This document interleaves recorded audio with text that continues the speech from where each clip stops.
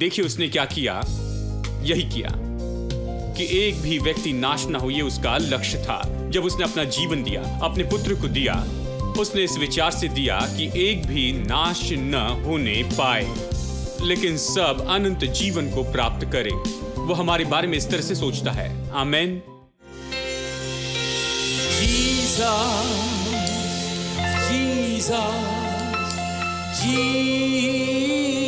Jesus, let all heaven and earth proclaim. Kings and kingdoms shall all pass away, but there's something about that name. Everybody, Jesus, Jesus, Jesus. There's just something about that name. Master, Savior, Jesus, like the fragrance after the rain. Oh, Jesus, Jesus, Jesus, let all heaven and earth proclaim. Kings and kingdoms shall all pass away, but there's something about that name.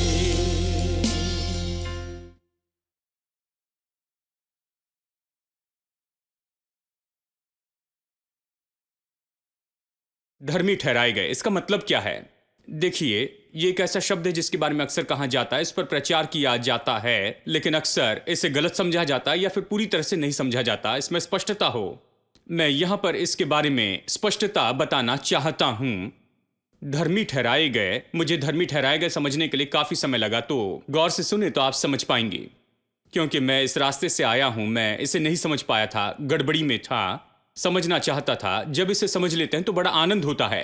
तो धर्मी ठहराया जाना क्या है? धर्मी ठहराया जाना सच में क्या है? यह क्षमा किया जाना नहीं है। धर्मी ठहराया जाना और क्षमा किया जाना दोनों अलग हैं। क्षमा करना अलग टॉपिक है, किसी बार इस पर मैं संदेश दूंगा, लेकिन धर्मी ठहराया जाना तो अलग है।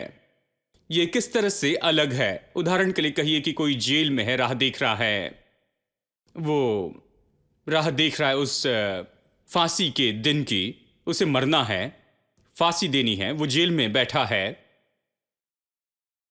और जब हम जेल से बाहर जाए तो माँ है, उसकी माँ बाहर खड़ी है। अगर उससे पूछे तो कहेंगी मेरे बेटे ने कुछ नहीं किया, वो तो बिल्कुल दोषी नहीं है, किसी तरह से इसमें इसे फंसा लिया और ये बेचारा इसमें फंस गया है, ये तो मासूम है, इसने कुछ भी नहीं किया है। वो रोती रहती है, दिन भर वहीं खड़ी रहती, वो रोती है, लोगों को जमा करती है, वहीं पर रहती है, वो खाती नहीं और ये सब। क्या इससे समस्या हल हो गई? इससे समस्या हल नहीं होगी। उसका रोना परिणाम नहीं लाता, उसके उपवास से कोई परिणाम नहीं आते हैं, उसने जो भी किया है उससे कोई परिणाम नहीं मिलते। और खास करके वो जो दावा कर रही है कि उसका जो बेटा है वो निर्दोष है, वो तो कुछ भी नहीं करता। वो तो अपने बेटे को जो निर्दोष कहती है, ये कोई परिणाम नहीं लेकर आता, क्योंकि धर्मी ठहराया जाना तो सही अधिकार से आना चाहिए। हाँ, इस केस में धर्मी ठहराया जाना तो न्यायाधीश से आना चाहिए, यहां कोर्ट ऑफ लॉ से, जहां उसका न्याय किया गया कि ये एक अपराधी है और इसने ये सब कुछ किया है। वो न्यायाधीश कहना चाहिए कि अब हमने पाया है कि ये दोषी नहीं है, ये व्यक्ति, इसके ऊपर में जो दोष लगाए गए हैं उसका दोषी नहीं है। उसे घोषित करना है। ये जो घोषणा है ये तो कानूनन रूप में आनी चाहिए, ये कोर्ट में यहां पर घोषित किया जाए, न्यायाधीश को ये करना है, और केवल तभी उसे निर्दोष माना जाएगा और फिर जंजीरें खोली जाएगी, द्वार खुल जाएंगे, जेल के फाटक खुल जाएंगे, वो बाहर आकर परिवार के साथ मिल सकता है। धर्मी ठहराया गया, ठीक है। माँ जितना चाहे रो सकते हैं, उससे कुछ भी लाभ नहीं होगा। कानूनन अधिकारी को यह करना होगा। इसी तरह से जब हमें धर्मी ठहराने की बात आती है, परमेश्वर जो कि सर्वसामर्थ्य और वो तो हमारे ऊपर पूरी तरह से न्याय कर सकता है, वो हमें दंड दे सकता है क्योंकि हम तो पापी हैं।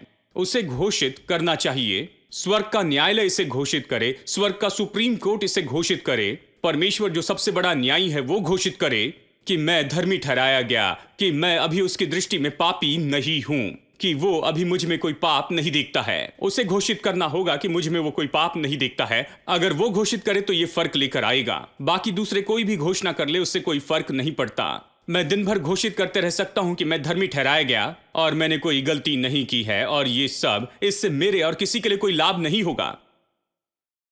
लेकिन परमेश्वर जो कि अधिकारी है, जो मेरे दिल को देखता है, परमेश्वर जो सब जानता है, उसके पास में अद्भुत सामर्थ्य और बुद्धि है। मैंने जो किया उसके लिए वही मुझे दंड दे सकता है। उसने घोषणा करनी चाहिए कि मैं सच में धर्मी ठहराया गया हूं और मेरे अंदर में अभी कोई भी दोष नहीं है। कोई भी दोष मेरे विरुद्ध में खड़े नहीं रह सकते हैं, मेरे विरुद्ध कुछ भी साबित नहीं होगा। और जब वो ये घोषित करता है तब मेरी जंजीरें खोली जाती है, कमरे के दरवाजे खुल जाते हैं और मैं फाटक से बाहर निकल जाता हूं और मैं अपने परिवार में जाता हूं। ठीक है, ये धर्मी ठहराया जाना है। चलिए मैं आपको अच्छा उदाहरण देता हूं ताकि आप समझ सके। मैं उदाहरणों के बारे में हमेशा सोचता हूं। उदाहरण समझने में हमारी मदद करते हैं। ठीक है, ठीक है। कहिए पति और पत्नी आपस में लड़ने लगते हैं। अभी सब समझने लग जाएंगे। ये लड़ाई सुबह शुरू होती है, जैसे कुछ घर में ये चलता है, और शाम तक ये चलती रहती है। वो बस लड़ते रहते हैं, लड़ते रहते हैं, लड़ते रहते हैं, और बहुत बड़ी, जैसे हम भारत में कहते हैं, लड़ाई हो रही है। वहां घर में शब्दों का बहुत बड़ा युद्ध चल रहा है। दोनों तरफ से शब्दों के वार होते हैं। तो आखिर में पति थक जाता है। सामान्य रूप में हमेशा पति ही थक जाता है। और पति निर्णय लेता है कि देखो ये सब बेकार की बातें बंद करते हैं, मैं इसमें लड़ना नहीं चाहता। लड़ने का क्या मतलब है? दिन भर लड़ने के बाद भी हम अंत में कोई निर्णय नहीं ले सकते हैं। चलो मैं इसे रोक देता हूं। तो वो अपनी पत्नी के पास जाकर कहता है, देखो मैं लड़ाई रोकना चाहता हूं और लड़ना नहीं चाहता हूं, चलो इसे रोकते हैं। और फिर वो ऐसे शब्द कहता है जो उसे कभी नहीं कहने चाहिए। वो कहता है, तुम्हें माफ करता हूं। और जैसे वो ये कहता है जैसे वो कहता है कि मैं तुम्हें क्षमा कर देता हूं, ये लड़ाई फिर से शुरू होती है। और अब ये कई दिनों तक चलती है। और तुरंत वो खड़ी होती, कहते तुम मुझे माफ कर रहे हो, इसका मतलब क्या? मतलब मैं गलत थी क्या? मैंने कुछ गलती की और तुम मुझे क्षमा कर रहे हो? मैंने क्षमा नहीं मांगी। उसने उससे माफी नहीं मांगी। जानते हैं, वो उससे इस बात की अपेक्षा नहीं कर रही थी। उसे क्या करना चाहिए था? सच में अगर लड़ाई रोकनी थी और इस मामले को पूरी तरह बंद कर देना था, तो उसे यही करना था। उसे जाकर कहना था, देखो मैं जानता हूं तुमने कुछ भी गलत नहीं किया, तुम्हारे अंदर कुछ भी गलत बात नहीं है, मैं तुम्हारे अंदर कोई गलती नहीं देखता हूं, केवल मैं ही गलत था। देखिए कुछ लोग आकर मुझसे कहते हैं कि आप मुझे सलाह देंगे। मैं हर रविवार आपको सलाह दे रहा हूं। अगर आप यहां पर आएंगे तो मैं यहां पर सलाह ही तो दे रहा हूं, और इसके लिए कोई चार्ज भी नहीं लेता हूं, कोई फीस नहीं लेता हूं, सभी के लिए मुफ्त में है। वो सीधा जाकर उससे ये कह सकते थे, इसे भूल जाओ, देखो तुम गलत नहीं हो, मैं तुम में एक भी गलती नहीं देखता हूं, तुम बिल्कुल सही हो, शायद मैं गलत हूं, चलो इन सबको भूल जाते हैं। चाहे पत्नी कितनी भी कठोर हो, वो इस बात को जरूर मान लेती है। जानते हैं, क्या आपको नहीं लगता 10 साल की समस्या आप ऐसे ही हल कर सकते हैं अगर ऐसे कहे तो? लेकिन बहुत से लोग ऐसे नहीं कहते हैं। और इसीलिए 25 साल तक वो ऐसे ही लड़ते रहते हैं। अब देखिए वो तो उससे क्या अपेक्षा कर रही है, देखिए, क्योंकि मुद्दा तो यहां पर है। वो इसके मुंह से बुलवाना चाहती, वो चाहती है कि पति इस बात को कहती जाए कि वो कहे मैं तुम में कुछ भी गलती नहीं देखता, तुमने कुछ भी गलती नहीं की। वो ये शब्द की अपेक्षा कर रही, वो अपेक्षा नहीं करती कि मैं तुम्हें क्षमा करता हूं। उन्हें इनकी क्षमा की कोई जरूरत नहीं। यहां पर क्षमा करना कोई मुद्दा नहीं है। इसी तरह से परमेश्वर के साथ के हमारे संबंध में भी क्षमा जो है ये पूरी तरह से अलग मुद्दा है। परमेश्वर क्षमा करता है, भूल जाता है और ये सब, और वो समुद्र की गहराई में से डाल देता है और ये सब, ये तो बिल्कुल अलग बात है। लेकिन क्षमा काफी नहीं है। देखिए इससे भी बहुत ही बड़ी ऐसी बात है जो परमेश्वर के साथ में ये जुड़ी हुई बात है, इसे धर्मी ठहराया जाना कहते हैं। देखिए धर्मी ठहराया जाना ये एक ऐसा शब्द है जिसमें इसका अर्थ जुड़ा है। धर्मी ठहराए जाने का मतलब ऐसा कि जैसे मैंने कभी कोई पाप नहीं किया, यही अर्थ है, जैसे मैंने कभी कोई पाप नहीं किया हो। धर्मी ठहराया जाना यही है। तो मेरे लिए जो काम करेगा वो ये है कि परमेश्वर मुझे देखता है, वो मुझे देखता है और ऐसे देखता है कि जैसे मैंने मानो कभी कोई पाप नहीं किया हो, जैसे कि मानो मुझ में कुछ भी गलती नहीं है, बस ऐसे कि जैसे कि मानो मेरे अंदर कभी कोई गलती नहीं थी। हेलो। यही समस्या को हल कर देता है।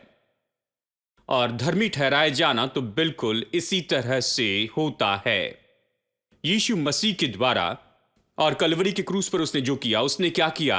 मेरे पाप को उठाया, मेरे दंड को उठाया, मेरे पापों के लिए बलिदान हो गया और वो मरा, अपना जीवन क्रूस पर दे दिया। उसने मृत्यु, जो कि मेरे पाप के लिए दंड था, उसने खुद उठा लिया कि मैं जीवन पाऊं। जब ये विश्वास करता हूं तो मुझे उसकी धार्मिकता के वस्त्र मिलते हैं, मुझे उसकी धार्मिकता दी गई है। मेरे पाप तो उस पर रखे गए हैं और उसकी धार्मिकता मुझ पर रखी गई है। ये लेन देन हुई, मसीह और मेरे बीच में ये लेन देन हुई जब मैं उस पर भरोसा रखता हूं। वो मेरे लिए पाप बना ताकि उसके द्वारा मैं परमेश्वर की धार्मिकता हो जाऊं। यही तो होता है। मुझे धर्मी घोषित किया गया। इसका मतलब यह नहीं कि मैं बहुत ही पवित्र हो गया हूं, मुझे धर्मी घोषित किया गया है। कोर्ट कहता है कि मैं धर्मी हूं। शायद मेरे अंदर अभी भी कुछ गलतियां हो और मेरे लिए कुछ समय लगता है कि मैं सही हो जाऊं। मुझे किसी बात पर काम करते जाना है और मुझे मेरे जीवन के मामले में बदलते जाना है, प्रतिदिन बेहतर होते जाना है। यानी मैं ये नहीं कह रहा हूं कि मैं कितने व्यवहारिक रूप में बिना गलतियों का हूं। मैं बस यही कह रहा हूं कि नैतिक रूप में ऐसी घोषणा कर दी गई है मेरे बारे में, जो ये कहती है कि मैं उस सबसे बड़े न्यायाधीश के सामने धर्मी हूं। वो मुझे धर्मी मानता है, मुझे धर्मी घोषित किया गया है और उसकी किताब में यह लिखा गया है कि मैं धर्मी हूं और मुझ में कोई भी गलती नहीं देखी गई है। और यह परमेश्वर का अनुग्रह है। देखिए, मैं अपनी परिस्थिति को सही दिखाने की कोशिश नहीं कर रहा हूं। मैं यहां पर कोशिश नहीं कर रहा हूं कि मैंने कुछ भी नहीं किया है कि मैं सिद्ध हो जाऊं जैसे वो चाहता है। और अगर मैं कोशिश भी करूं और पूरे अनंत काल तक मैं हर तरह से कोशिश करूं तो भी जैसे वो चाहता है उस तरह से मैं सिद्ध नहीं हो सकता। अगर मैं कोशिश करूं तो भी ये पूरी तरह से बेकार है। मैं इसे अंत तक पूरा नहीं कर पाऊंगा। यानी परमेश्वर अपने अनुग्रह में होकर अपने अनुग्रह से वो आगे जाता है ये जानते हुए, और मुझे घोषित करता है कि मैं दोषी नहीं हूं।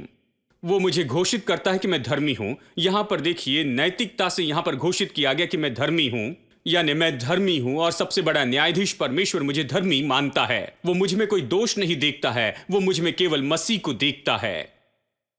यही तो धार्मिकता के बारे में है। और दूसरा शब्द है सेंत मेत। ठीक है, मुफ्त में हम इन 4 शब्दों को देख रहे हैं, सेंत मेत।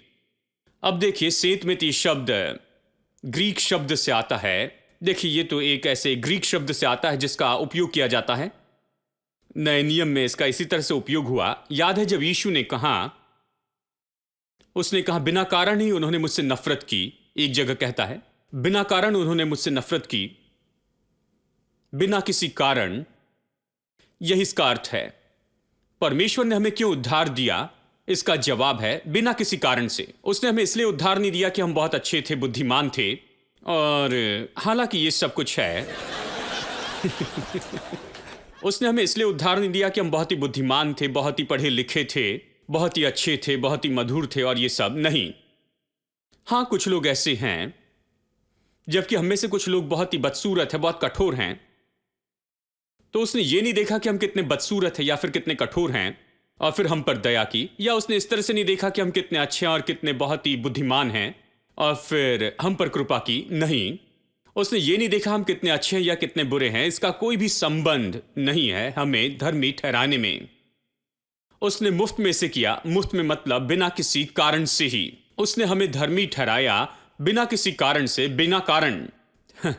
मुझे आंद्रे क्राउच का वो गीत पसंद है। शायद आप आंद्रे क्राउच को जानते होंगे, जिन्होंने बहुत ही विख्यात गीत लिखे। शायद उन्होंने 400 ऐसे गीत लिखे हैं जो बिग हिट हैं। बुद्धिमान व्यक्ति थे।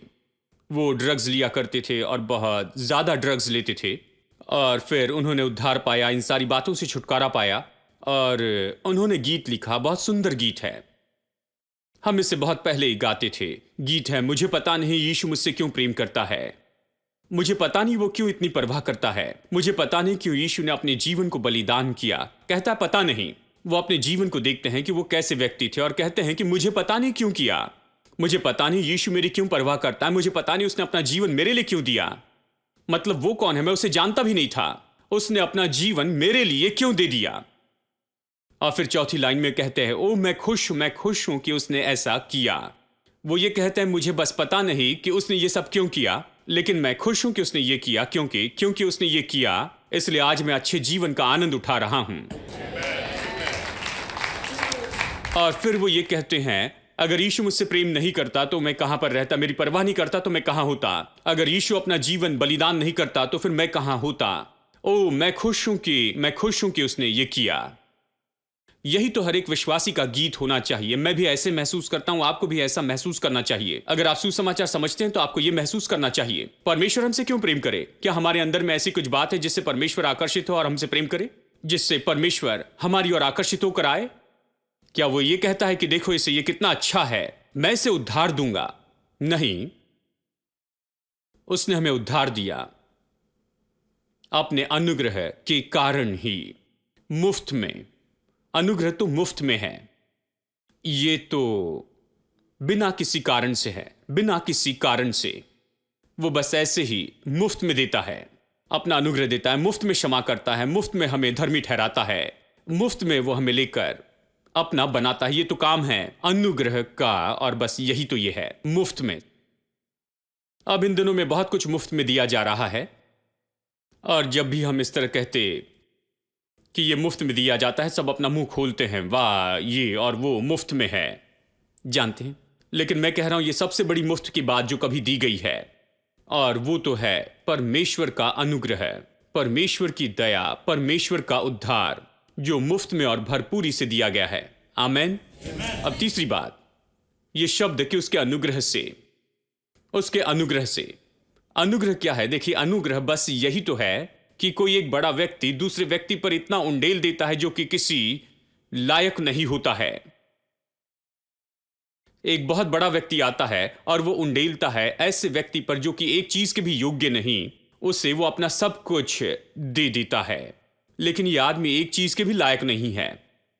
यही तो अनुग्रह है। यूहन्ना 3:16 अद्भुत तरीके से बताता है, परमेश्वर ने जगत से ऐसा प्रेम रखा कि उसने अपना इकलौता पुत्र दिया कि जो कोई उस पर विश्वास करे वो नाश ना हो परंतु वो तो अनंत जीवन पाए।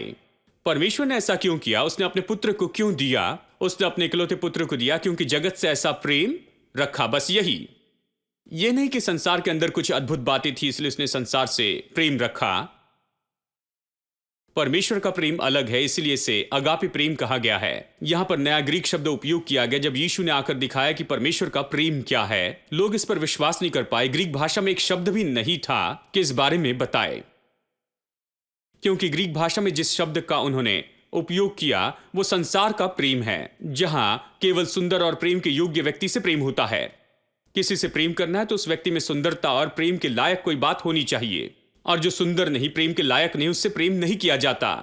यह सब सुंदरता पर आधारित है। टीवी के इश्तिहार को आप देखिए, सुंदरता पर आधारित है। अगर आप सुंदर हैं, बहुत सुंदर है तो भी काफी नहीं, वो और मेकअप लगाते हैं और ज्यादा सुंदर दिखाते हैं, क्योंकि ये तो सब यही है, बहुत ही सुंदर बनाते कि लोग देखे। वो शायद टूथपेस्ट बेच रहे हैं लेकिन बहुत सुंदर व्यक्ति दिखाते हैं। आप ये भी नहीं जानते कि क्या उनके दांत बिल्कुल असली है या नहीं। आप जानते हैं आपके दांत असली है लेकिन उनके दांतों का पता नहीं है। ये वास्तविक नहीं दिखता है लेकिन लोग इसी के पीछे जाते हैं। सुंदर और प्रेम के योग्य व्यक्ति से प्रेम करते हैं, यही तो संसार है। सुंदर नहीं तो प्रेम नहीं करते, यही बात है। लेकिन जो प्रेम यीशु बताता है ये तो एक ऐसा प्रेम है जो प्रेम के लायक नहीं व्यक्ति से भी प्रेम करता। ये ऐसा प्रेम है जो बदसूरत व्यक्ति से भी प्रेम करता है। ये बदसूरत से भी प्रेम करता है, कठोर से भी, भयानक व्यक्ति से भी, ठीक है। यानी अनुग्रह तो इस तरह का प्रेम है। मार्टिन लूथर ने एक बार कहा, अगर ये संसार ने परमेश्वर के जैसे मुझसे व्यवहार किया होता तो मैं इस संसार को लात मार के टुकड़े टुकड़े कर देता। क्या आप कल्पना कर सकते हैं कि मार्टिन लूथर ने यह कहा? वो कहते हैं कि मैं इस बुरे दुष्ट संसार को टुकड़े टुकड़े करता। अगर मेरे साथ वही करते जो उन्होंने परमेश्वर से किया। और इसी तरह से मनुष्य जाति परमेश्वर के साथ काम कर रही थी। परमेश्वर ने सुंदर संसार बनाया मनुष्य के लिए, अदन की वाटिका बनाई मनुष्य के लिए, यहां सब कुछ रखा मनुष्य के लिए। मनुष्य हमेशा उसके विचारों में था, वो उसके बारे में सोचता रहा। भजन 8 इस तरह कहता है, परमेश्वर मनुष्य के बारे में सोचता रहा, हमेशा उसके लिए सोचता कि उसके लिए क्या करे, उसकी जरूरत कैसे पूरी करे, उसके लिए क्या कर सकता है। ये प्रभु के विचार हैं। और मनुष्य पलटकर परमेश्वर की पीठ में खंजर खोपता है, परमेश्वर के विरुद्ध में चले जाता और वही करता जो परमेश्वर ने नहीं करने के लिए कहा। मार्टिन लूथर कहते हैं, अगर मैं परमेश्वर होता तो इस दुष्ट को, इस संसार को पूरी तरह टुकड़े टुकड़े करता। आदम के साथ में यही होना चाहिए था, लेकिन परमेश्वर ने ऐसे नहीं किया। परमेश्वर दयालु था। आदम के पतन के बाद से परमेश्वर ने उद्धार का मार्ग उसे सिखाना शुरू किया। प्रभु बचाना चाहता था। हां, यदि प्रभु एक व्यक्ति को बचाना चाहता आदम के पूरे वंश से, तो कह सकते यह परमेश्वर का अनुग्रह है। प्रभु का अनुग्रह दिखाने के लिए काफी होता। अगर परमेश्वर सबको नरक का दंड दे तो भी परमेश्वर पर दोष नहीं लगा सकते। न्यायाधीश पर दोष नहीं है जो मृत्यु दंड की आज्ञा देता है। आप न्यायाधीश को क्रूर नहीं कहते हैं क्योंकि वो किसी को मृत्यु दंड देता है या फिर आजीवन कारावास देता है, उम्र कैद, क्योंकि आप समझते हैं कि न्यायाधीश कानून के अनुसार कर रहा है। आप इस बात को समझते हैं कि वो कानून व्यवस्था के अनुसार कर रहा है और वो सही दंड दे रहा है। परमेश्वर न्यायाधीश है। तो जब परमेश्वर लोगों को नरक में भेजता है तो आप नहीं कह सकते परमेश्वर दुष्ट है। जो सही है वो वही कर रहा है। वो न्यायाधीश है, न्याय करते जा रहा है। ये तो दंड है। अगर सबको नरक में भेज दे तो भी परमेश्वर को आप बुरा नहीं कह सकते। आप तो कहेंगे वो न्यायाधीश है और वो सही है। और अगर वो एक व्यक्ति को उद्धार दे दे, आप इसे अनुग्रह कहेंगे। अगर वो 2 लोगों को बचाता है तो फिर आप इसे कहेंगे कल्पना से भी बाहर अनुग्रह करते जाना। लेकिन देखिए उसने क्या किया। यही किया कि एक भी व्यक्ति नाश ना हो, यह उसका लक्ष्य था। जब उसने अपना जीवन दिया, अपने पुत्र को दिया, उसने इस विचार से दिया कि एक भी नाश न होने पाए लेकिन सब अनंत जीवन को प्राप्त करे। वो हमारे बारे में इस तरह से सोचता है। आमेन। यह प्रभु का अनुग्रह है। आप अनुग्रह के बारे में कुछ कह सकते हैं। सबसे पहले अनुग्रह महान है। महान मतलब परमेश्वर कहता है जिस पर मैं दया करना चाहूं उस पर दया करूंगा। कई बार आपको लगता है कि जाकर शिकायत करे, प्रभु तूने उसे कैसे आशीष दे दी, क्या तुझे पता नहीं वो कैसा व्यक्ति है, वो इतना बुरा व्यक्ति, तूने आशीष दी। इस तरह शिकायत लेकर परमेश्वर के पास न जाए, क्योंकि प्रभु आपसे कहेगा मैं जिसे चाहूं उसे आशीष दूंगा, जाकर अपना काम करो। ठीक है, परमेश्वर ऐसे ही करता है। मैं जिसे चाहूं उसे मैं आशीष दूंगा। यानी परमेश्वर का अनुग्रह महान है। परमेश्वर का अनुग्रह बिना शर्त का है। यह अद्भुत है। परमेश्वर का बिना शर्त का अनुग्रह तो पूरी तरह चौंकाने वाला होता है। बिना शर्त का मतलब परमेश्वर हमसे कुछ अपेक्षा नहीं करता, किसी अच्छाई की अपेक्षा। जबकि हम पापी थे वो हमें उद्धार देता है। जबकि हम पापी थे वो हमसे प्रेम करता है। और इसलिए बाइबल कहती है कि स्वर्गदूत देखते हैं और वो तो परमेश्वर का अनुग्रह समझना चाहते हैं। वो इस विषय को नहीं समझते हैं। यह विषय जो मैं कह रहा हूं अनुग्रह, यानी आने वाले हफ्तों में अच्छे से बताऊंगा। और मैं आपसे कहूं, यहां पर ऐसे बहुत से लोग हैं। कुछ लोग यहां पर बाहर बैठे हैं, लेकिन आपको बताऊं स्वर्ग की बालकनी में वहां पर लोग बैठे हैं। स्वर्गदूतों की सेना है। लाखों और लाखों स्वर्गदूत वहां पर बैठे हैं और मानो आज हमारा संदेश सुन रहे हैं, क्योंकि वो अनुग्रह में दिलचस्पी लेते हैं। वो अनुग्रह समझना चाहते हैं, क्योंकि वो अनुग्रह को बिल्कुल नहीं समझ पाते हैं। नरक को वो समझ पाते हैं। सभी नरक को समझ पाते हैं, कोई समस्या नहीं।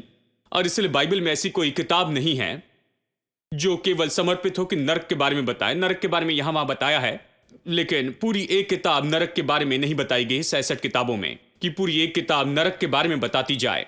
कोई किताब यह नहीं कहती कि देखो यहां पर न्याय किया जा रहा है कि लोगों को नरक में भेजे। जानते हैं, नहीं, ऐसा कोई विवरण नहीं है, क्योंकि लोगों को नरक में भेजना, इसके लिए कोई धर्मी ठहराए जाने की जरूरत नहीं, क्योंकि धर्मी परमेश्वर ये कर सकता है, सभी से समझ सकते हैं।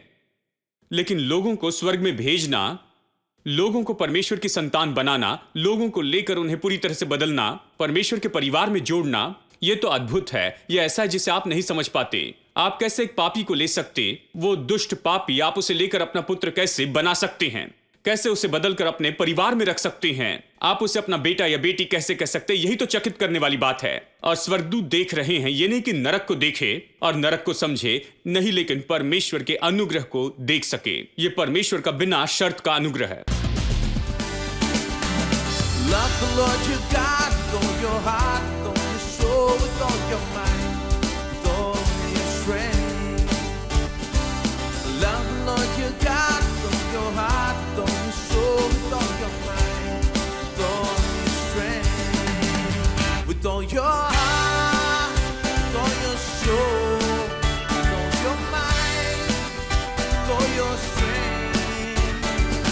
Love the Lord your God with all your heart, with all your soul, with all your mind, with all your strength.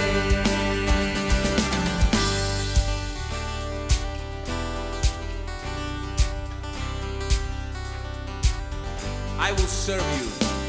I will serve you, Lord, with all my heart, with all my soul, with all my mind, with all my strength.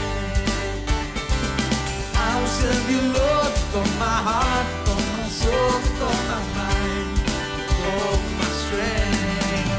With all my heart, with all my soul, with all my mind, with all my strength. I'll serve you, Lord, with all my heart, with all my soul, with all my mind, with all my strength.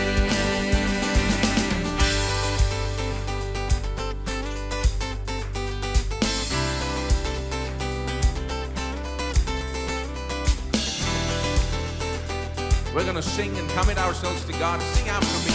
All right? I will love you. Everybody? I will love you. I will praise you. I will praise you. I will serve you. I will serve you. I will trust you, Lord, with all my heart, with all my soul, with all my mind, with all my strength, with all my heart, with all my soul, with all my mind, with all my strength. I will love you, Lord, with all my heart, with all my soul, with all my mind, with all my strength. I will love you, Lord, with all my heart, with all my soul, with all my mind. Say one more time. I will love you, Lord. I will love you, Lord, with all my heart, with all my soul, with all my mind, with all